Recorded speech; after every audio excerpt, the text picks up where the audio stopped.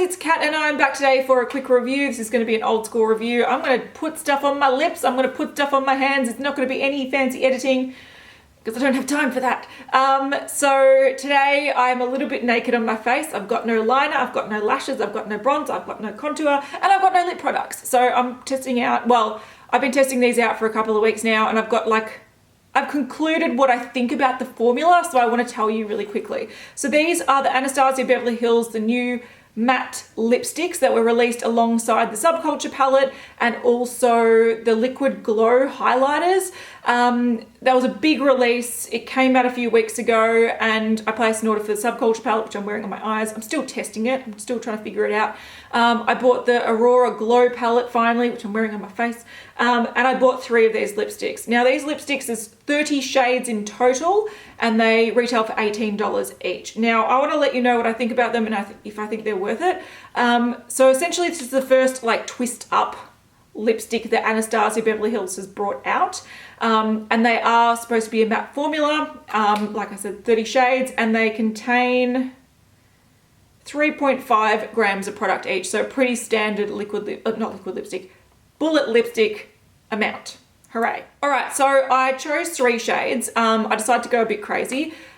This is not the crazy one, but this is Latte, which is just a nice kind of dark nude brown. They've got a lot of nudes and a lot of like nudie brown shades, and it was really hard to figure out which one I wanted, but I went for Latte. It looked quite safe, kind of looks like my jacket. So it's just a nice sort of, yeah. I would say it's very neutral, so it's a little bit warm, but it's also a little bit gray, so it's not, they've got a lot of grey shades that they've released and they've got a lot of like peachy shades. This is like smack bang in the middle of like a brown nude. Then I went for a purple because I love a purple lip. If you know me, you know I love a purple lip. I don't wear them often enough, but I do love them. This is Rage and it's, I think it's the only purple in the range if I can remember correctly. Yeah, I think so. They also, funnily enough, have 1 red in the range. They've got about 15 nudes and all these, like they've got like 5 greys or something ridiculous and 1 red.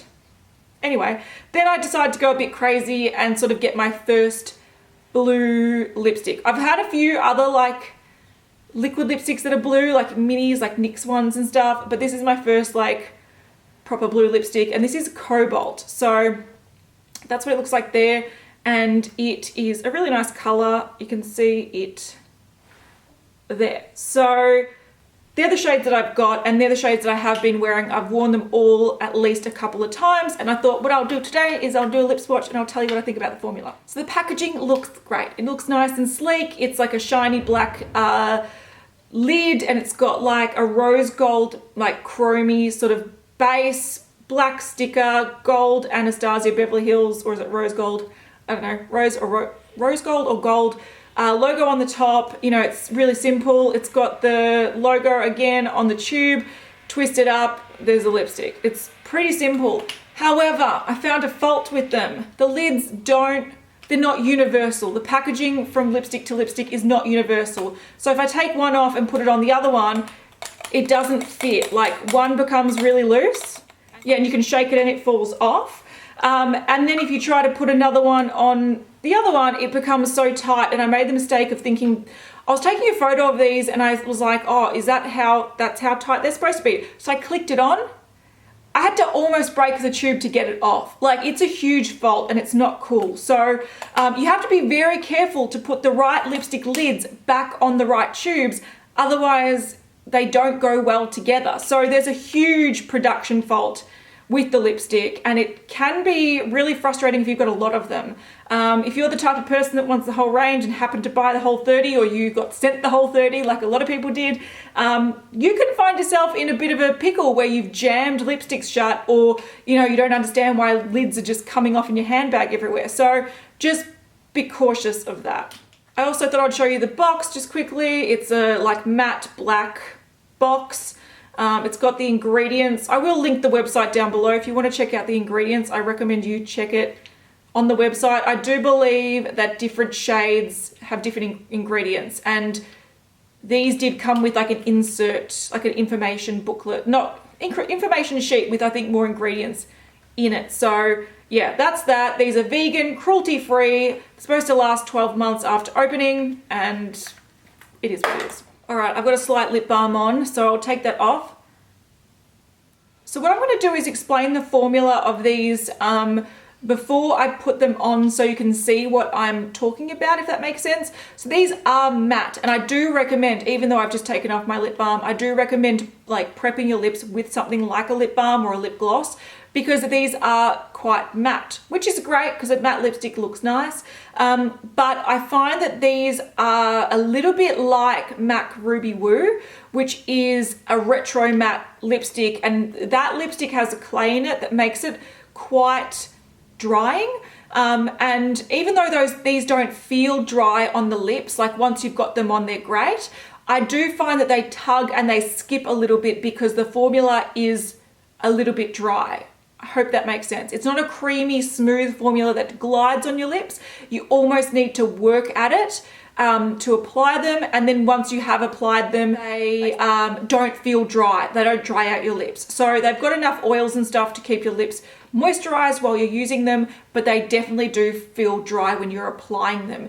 And the best thing that I find to do with these is to use a lip liner. So you can apply the product and then like neaten up the edges with a lip liner. Now, I could do that today, but I want to show you what it looks like on its own. Also, I don't have a lip liner for blue, so I need to figure out a way, and I have figured out a way that I can use these without a lip liner, but definitely with the nude, even with the purple, I would prefer to put it on and then tidy up the edges with a lip liner, because it skips and looks really messy, I guess. But you can definitely see that these are true mattes because they don't really have a sheen or catch the light. So even though they are a little bit dry to apply, they definitely are super like matte looking, and they're quite pigmented. And I want to show you as well, I'll show you with the blue one, hopefully that one you can see it a bit better. Similar to Ruby Woo, I find that almost develops little balls. And I'm not sure if you can see, I might zoom in. I'm not sure if you can see there, but it's almost chunky. So it is a dry formula rather than a creamy formula. All right, let's start with Latte because that is the lightest one.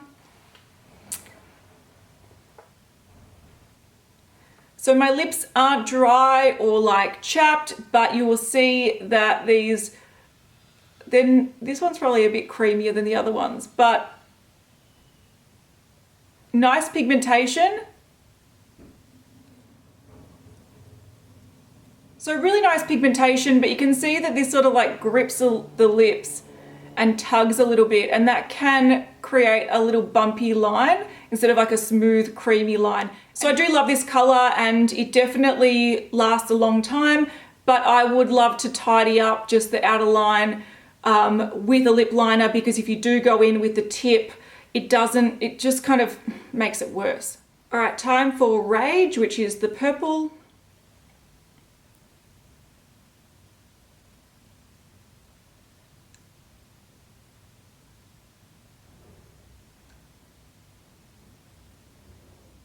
So I don't know if you can see, it is a little bit of effort putting it on. It's a little bit chalky, I guess. And definitely grabs the lips. So once again, you can see it's not a very clean line, and you can't rub your lips together because they just grip together. So yeah, it definitely does need tidying up. So you can apply this with a lip brush if you wanted to, or just go in with a lip pencil of same shade just to tidy that up, because it doesn't want to like self-correct. Hopefully you can see as well that one definitely stains your lips pink. So it's got quite a heavy pink base to the color, and it's way worse if you wear it all day. All right, time for the interesting one. This is Cobalt.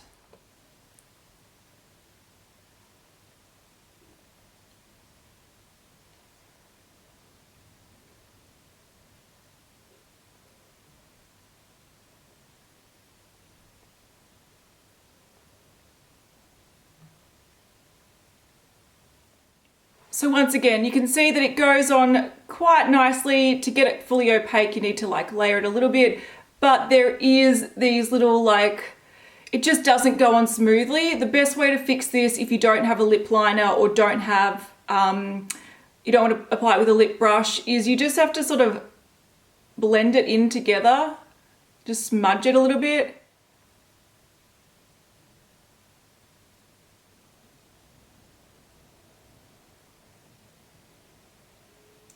So I've just smudged those edges a little bit, and then I'll just go in and reapply to make it a little bit more bold. And that's essentially how I have to apply that one. All right, so you can see how they apply. They are a drier formula. They do kind of skip on the lips. They do transfer, but not much for the amount of pigment that's in there. So these are a drier formula, but they don't dry out the lips, which I really like. They do last all day. I find that I can wear this for hours and hours and hours, like literally something like 6 hours, and only after like a big meal or something greasy that I kind of go, I should really touch this up. So it lasts really well. The formula is great if you like a matte finish and you like long lasting lipsticks, but you don't want them to be liquid lipsticks. But the problem is that these do take a little bit more effort to apply them. And that's not a big deal. It's just, it is what it is. It's similar, like I said, to Ruby Woo, but it's a little bit more kind of emollient than Ruby Woo. Ruby Woo is like 10 times worse than this. So if you like that one, you'll be fine with these.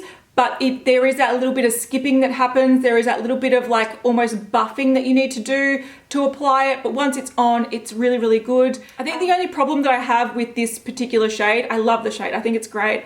I really like this blue lip. And I've been wearing it a lot, but it does have a pink base similar to the purple. So I don't know if you'll be able to see it here. Yeah, you get to see it. So that was the blue, that was the purple, and they both stain the lips. So they stain the skin, but they definitely leave a pink stain. And so when this blue starts wearing off, it looks more and more purple. So if you don't like a dark purple lip and you want a true blue, this is true blue when you keep it bold, but as it starts to settle, it starts to look more purple. But I think it's a great product. And I also think that what it does do occasionally is it kind of, you see that line, similar to any like dark lipsticks, I guess, or really bold lipsticks. Sometimes you can see that distinct line, and the more you talk, the more you can see it. It's almost like it wears away on the inner part of your lip. So all you need to do to fix that is just like blend it a bit, and it's not that big a deal. So I do like these lipsticks. I will continue to use them. Do I think they're worth US $18? I don't really know. If it wasn't for, like if they were in store, I would definitely buy more shades, but having to pay for shipping and picking colors online, I don't like the price point, but they are decent. For me, they tick a lot of boxes: good pigmentation, long wearing, matte finish. And that's what I like in a lipstick, but it's definitely not a lipstick you can just grab and chuck on in the car and hope that it looks great. It's definitely not one of those, and it's definitely not my favorite formula of lipstick either. I much prefer the MAC traditional matte lipstick, so not the retro matte. I prefer the kind of matte that has like a creamy application.